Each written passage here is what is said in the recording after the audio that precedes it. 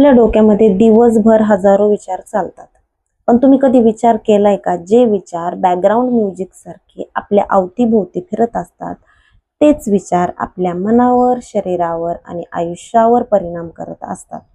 हे फक्त शब्द नाहीयेत, तर हे माइंड सजेशन आहेत की जे आपलं शरीर हे इनडायरेक्टली फॉलो करतं आणि कालांतराने तोच आपला स्वभाव बनतो.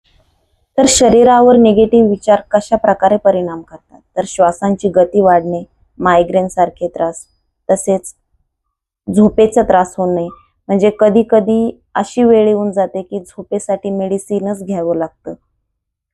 त्यानंतर स्ट्रेस लेवल जर वाढला तर त्याचा परिणाम नातेसंबंधांवर देखील होतो.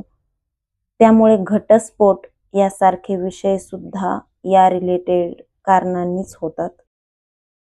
तर यावर उपाय अवेअरनेस, थॉट रिप्लेस, मेडिटेशन आणि ग्रॅटिट्यूड. कधी कधी एखादी चांगला स्टडी करणारी व्यक्ती सुद्धा फेल होऊन जाते, कारण त्यांनी जो थॉट क्रिएट केलेला असतो, जे सर्कल बनवलेलं असतं त्याने की मी नाही, की मी फेल होणार, तो फेल होण्याआधीच फेल झालेला असतो, कारण त्यांनी त्याच्या विचारांमध्ये एवढी निगेटिव्हिटी आणलेली असते की खरंच मी फेल होईल, आणि त्याचे विचारच तसं एक पॅटर्न घडवून आणतात. कालांतराने त्याचा स्टडी करण्याचा स्टॅमिना कमी होतो, फोकस कमी होतो, आणि फोकस कमी झाल्यानंतर जे त्यांनी थॉट त्याच्या माइंडमध्ये क्रिएट केलेले असतात ते रियालिटी बनतात.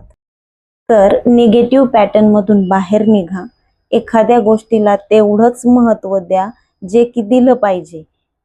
एखाद्या गोष्टीची जर व्हॅल्यू जर आपण वाढवली तर तो त्रास सुद्धा तेवढ्या प्रमाणातच होतो. त्यामुळे दृष्टी बदला, सृष्टी बदलेल.